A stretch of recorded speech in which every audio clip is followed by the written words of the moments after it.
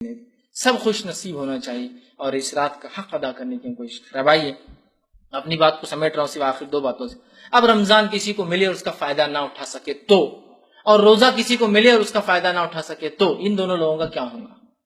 آئیے، حاکم کی روایت ہے، آپ صلی اللہ علیہ وسلم کے تعلق سے آپ فرماتے ہیں کہ ایک مرتبہ اللہ کے رسول صلی اللہ علیہ وسلم نے اپنا ممبر منگوایا، ممبر لایا گیا، آپ نے ممبر کی ایک سیڑھی پر قدم رکھا اور کہا آمین،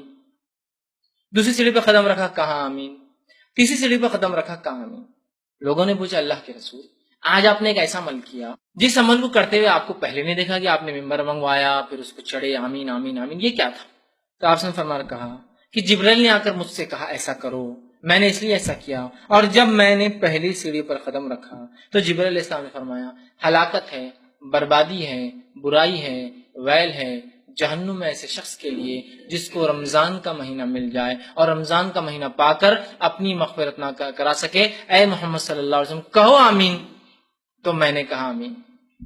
پھر جب میں دوسری سیڑھی پر قدم رکھا تو جبرائیل نے مجھ سے کہا لعنت ہے، ہلاکت ہے، بربادی ہے، برائی ہے، ویل ہے اس شخص کے لیے جس کے سامنے آپ کا نام لیا جائے اور آپ پر درود نہ بھیجے، کہو آمین، تو میں نے کہا آمین. اور پھر جبرائیل نے مجھ سے کہا جب میں تیسری سیڑھی پر چڑھا لعنت ہے، ہلاکت ہے، بربادی ہے، برائی اس شخص کے لیے جس کو والدین میں سے دونوں یا دونوں میں سے کوئی ایک بڑھاپے کی حالت میں مل جائے اور ان کی خدمت کر کے اپنی مغفرت نہ کرا سکے، کہو آمین،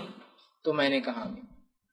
پہلی بات دیکھیے، پہلی سیڑھی جب آپ چڑھے، جس کو رمضان کا مہینہ مل جائے اور وہ اس کا فائدہ نہ اٹھا پائے تو وہ اللہ کے رسول صلی اللہ علیہ وسلم اور جبرائیل کی بد دعا کا مستحق ہوتا ہے. اور ہم سب جانتے ہیں جبرائیل اپنے دل سے کوئی بات نہیں لاتے تھے اور نہ ہی اللہ کے رسول اپنے دل سے کوئی بات کرتے تھے، تو وہ اللہ کی لعنت کا مستحق، جبرائیل کی لعنت کا مستحق اور نبی اکرم صلی اللہ علیہ وسلم کی بد دعا کا مستحق. اور انبیاء علیہ الصلوۃ والسلام اپنی قوم کو عموماً بد دعائیں نہیں دیتے سوائے ایکسٹریم کیس میں جب وہ اپنے کفر اور شرک میں آگے بڑھ جائے یا بہت بڑی اللہ کی نعمت کو جھٹلائے. یہ 2 شکلوں میں انبیاء اپنی قوم کو یا اپنی امت کو بد دعا دیتے ہیں. اب یہاں ظاہر سی بات ہے قوم کو شرک اور کفر تو نہیں کر رہی جو نبی بد دعا دے رہے، یقیناً ایک بہت بڑی نعمت کو امت جو ہے ضائع کر رہی اس لیے نبی بد دعا دے رہا ہے. سمجھ رہا، بہت بڑی نعمت ہے مطلب رمضان، اور ایسا مہینہ ہے مغفرت نہ کرائے تو بد دعا کا مستحق، مطلب مغفرت ہو سکتی ہے اس مہینے میں.